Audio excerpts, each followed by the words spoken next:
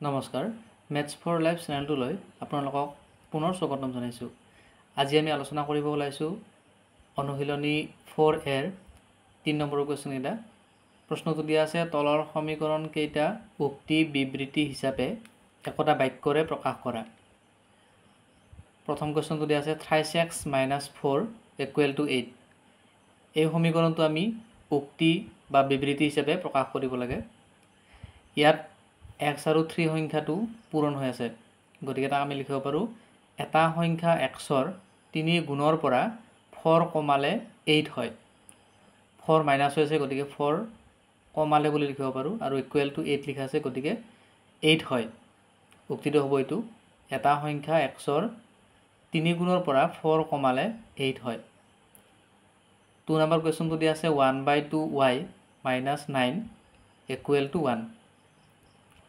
উক্তিটো হ'ব এটা সংখ্যা yৰ আধাৰ পৰা 9 কমালে 1 পোৱা যায়। yৰ আধা, গতিকে ইয়াত 1/2y হৈছিল, yৰ আধা বুলি ক'ব পাৰি। -9 কৰিছোঁ, অৰ্থাৎ 9 কমা গৈছে, আৰু =1 যিহেতু 1 পোৱা যায়। 3 নম্বৰ কুৱেশ্যনটো দিয়া আছে 2 whole into 3m - 2 = m/2। ইয়াত m সংখ্যাটোৰ লগত 3 পূৰণ হৈ আছে, তাৰ পৰা বিয়োগ হৈ আছে 2, আৰু গোটেইখিনি পূৰণ হৈ আছে 2ৰ লগত, =m/2, মানে m-ৰ আধা হৈ আছে। ইয়াক আমি লিখিব পাৰোঁ এটা সংখ্যা m-ৰ 3 গুণৰ পৰা 2 কমালে পোৱা সংখ্যাটোৰ দুগুণ আৰু m-ৰ আধা সমান। 3m হৈ আছিল, গতিকে আমি এটা সংখ্যা m-ৰ 3 গুণৰ পৰা 2 কমাইছোঁ, গতিকে 2 কমালে পোৱা সংখ্যাটোৰ এই গোটেইখিনি সংখ্যা আমি বিয়োগ কৰিলে যিমান পাম তাৰ লগত দুগুণ কৰা হৈছিল, গতিকে সংখ্যাটোৰ দুগুণ আৰু m-ৰ আধা সমান m/2 দিয়া আছিল, গতিকে m-ৰ আধা। 4 নম্বৰ কুৱেশ্যনটো দিয়া আছে 2 whole into 3x + 3 = 246। ইয়াত এটা সংখ্যা xৰ 3 গুণৰ লগত 3 যোগ কৰি পোৱা সংখ্যাটোৰ দুগুণ 246ৰ সমান হৈ আছে, গতিকে উক্তিটো হ'ব এইটো, 3x আৰু 3 যোগ হৈ আছিল, গতিকে xৰ 3 গুণৰ লগত আকৌ 3 যোগ কৰা হৈছে। এই সংখ্যাখিনি দুগুণ কৰিলে 246ৰ সমান পোৱা যায়, গতিকে এইটো হ'ব উক্তিটো। 5 নম্বৰ কুৱেশ্যনটো দিয়া আছে 20 + p = 8 + twice p। ইয়াত 20ৰ লগত p যোগ কৰিলে পোৱা সংখ্যাটো আৰু 8 আৰু pৰ দুগুণ যোগ কৰিলে পোৱা সংখ্যাটো সমান, এইটো হ'ব উক্তিটো। ইয়াত 20 আৰু p প্ৰথমতে যোগ হৈ আছিল, গতিকে 20ৰ লগত p যোগ কৰিলে পোৱা সংখ্যাটো, এইখিনি যোগ কৰিলে আমি যি সংখ্যা পাম, আৰু 8ৰ লগত pৰ দুগুণ যোগ কৰিলে পোৱা সংখ্যাটো সমান। 8ৰ লগত pৰ দুগুণ যোগ কৰিলে যি পাম সেইখিনি সমান হ'ব এই দুয়োখিনি। 6 নম্বৰ কুৱেশ্যনটো দিয়া আছে 10y + 3 = 7 whole into y + 3। এটা সংখ্যা yৰ 10 গুণৰ লগত 3 যোগ কৰিলে পোৱা সংখ্যাটো আৰু yৰ লগত 3 যোগ কৰি তাৰ 7 গুণ কৰিলে পোৱা সংখ্যাটো সমান। এইখিনি ধুনীয়াকৈ প্ৰকাশ পাই আছে। ইয়াত এটা সংখ্যা yৰ 10 গুণৰ লগত 10 আৰু y যিহেতু পূৰণ হৈ আছে, গতিকে এটা সংখ্যা yৰ 10 গুণৰ লগত যোগ 3 কৰা হৈছে, গতিকে 3 যোগ কৰিলে পোৱা সংখ্যাটো, এইখিনি কৰিলে আমি যি সংখ্যা পাম, আৰু yৰ লগত 3 যোগ কৰি, yৰ লগত আমি 3 যোগ কৰিছোঁ, তাৰ 7 গুণ কৰিলে, এই গোটেইখিনি যিহেতু হল ইনটু হৈ আছে, 7 গুণ কৰিলে পোৱা সংখ্যাটো সমান, এইখিনি আৰু এইখিনি সমান হ'ব। এতিয়া 4 নম্বৰ কুৱেশ্যনটোলৈ আহিছোঁ। 4 নম্বৰ কুৱেশ্যনটো দিয়া আছে তলত দিয়া পৰিস্থিতিৰ ভিত্তিত একোটাকৈ সমীকৰণ গঠন কৰা। এতিয়া আমাক উক্তি কিছুমান দিয়া আছে, সেই উক্তিকেইটাৰ আমি সমীকৰণ গঠন কৰিব লাগে। প্ৰথমটো দিয়া আছে 3টা ক্ৰমিক অখণ্ড সংখ্যাৰ যোগফল মাজৰ সংখ্যাটোৰ দুগুণতকৈ 21 বেছি। ইয়াত ক্ৰমিক সংখ্যা বুলি যিহেতু কৈছে, প্ৰথমতে আমি ধৰি ল'ম সংখ্যাটো x, প্ৰথম সংখ্যাটো x,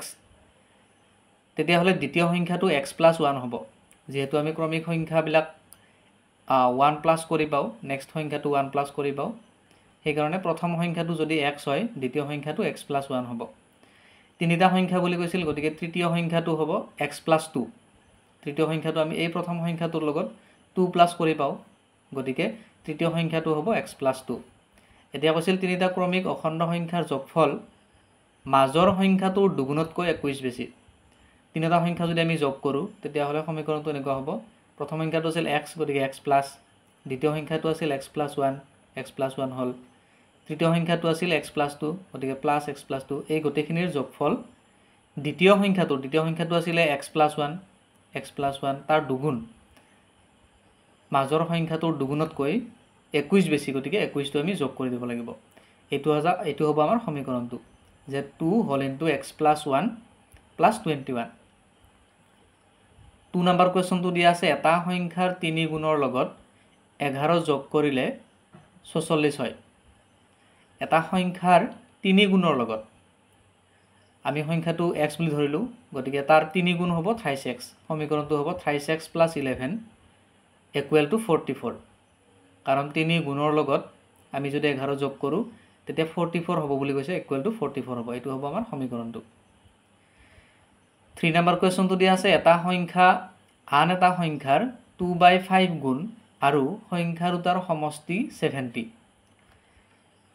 ধৰা হল আন সংখ্যাটো x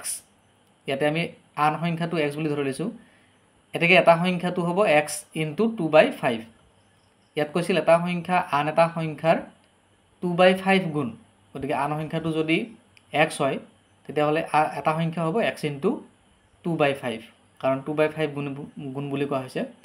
আৰু দুটা সংখ্যা যদি আমি সমষ্টি কৰো বা যোগফল কৰো তেতিয়া হলে যোগফলটো হ'ব 70 অৰ্থাৎ x সংখ্যাটোৰ লগত আমি যদি x * 2/5 এইটো সংখ্যা যোগ কৰো তেতিয়া 70 পোৱা যাব সমীকৰণটো হ'ব এইটো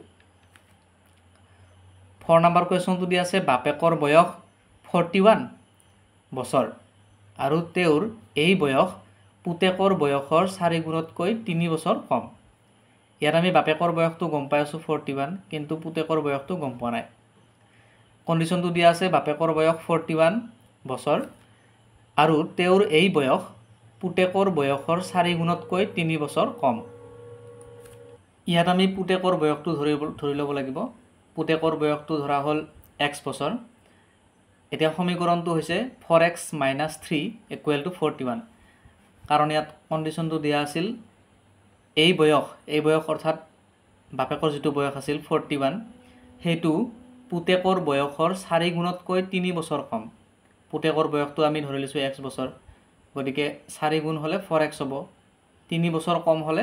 -3 = 41 যেটো বাপেকৰ বয়স আছিল সমীকৰণটো হ'ব 4x - 3 = 41 4 নম্বৰ কোৱেশ্চনটো দিয়া আছে দুটা অংক বিশিষ্ট কোনো সংখ্যাৰ এককৰ স্থানৰ অংকটো 3 সংখ্যাটোৰ অংক দুটাৰ যোগফলৰ 8 গুণতকৈ 5 কম দুটা অংক বিশিষ্ট বুলি কৈছে আৰু সংখ্যাটোৰ এককৰ স্থান হৈছে 3 দশকৰ স্থান কি হ'ব হেতু আমি গম নাপাও গতিকে আমি প্ৰথমতে ধৰি ল'ব লাগিব ধৰা হল দশকৰ অংকটো x আৰু দশকৰ অংকবিলাকৰ লগত 10 এটা পূৰণ হৈ থাকে হেতু আমি সকলোৱে জানো গতিকে এককৰ স্থানটো আমাক দিয়া আছে 3 বুলি এটাকে সংখ্যাটো হ'ব 10x + 3 যেহেতু দশকৰ অংকটো আমি x বুলি ধৰি লৈছো দশকৰ অংকৰ লগত 10 এটা পূৰণ হৈ থাকে গতিকে 10x হ'ব +3 এককৰ অংকটো আছিল 3 গতিকে সংখ্যাটো হ'ব 10x + 3 এতিয়া কন্ডিশনটো কৈছিল সংখ্যাটো অংক দুটাৰ যোগফলৰ 8 গুণতকৈ 5 কম সংখ্যাটো আমি গমেই পালো 10x + 3 হ'ব এতিয়া কন্ডিশনটো দিছিল অংক দুটাৰ যোগফল হলে এটা অংক আছিল x এটা অংক হৈছে 3 গতিকে x + 3 ইহতৰ 8 গুণ হলে 8 whole into x + 3 হ'ব 8 গুণতকৈ 5 কম বুলি কৈছে গতিকে -5 এটাকে সমীকৰণটো হ'ব এইটো যে 10x + 3 = 8 whole into 3x + x + 3 - 5